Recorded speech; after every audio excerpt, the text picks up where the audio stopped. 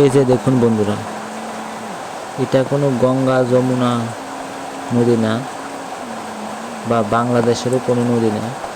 এটা হলো ত্রিপুরার সবচেয়ে দীর্ঘতম নদী গোমতী, যার এই ভয়াবহ রূপ।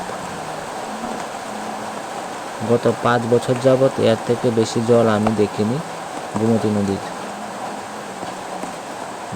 যে জল এখন বিপদ সীমার উপর দিয়ে বইছে, এবং বৃষ্টি যদি আরও হয় তাহলে জল আরও বাড়তে পারে। এর কারণ শুধু একটাই বন্ধুরা, যেই পরিমাণ গাছ কাটা হচ্ছে ত্রিপুরার মতো রাজ্যের মধ্যে, গাছের পরিমাণ একদম শেষ হয়ে গেছে। কি বলবো, বন একদম ফাঁকা হয়ে গেছে, কিছু নেই বনে। যার ফল আপনাদের চোখের সামনে, যেমন গরম তেমন বৃষ্টি।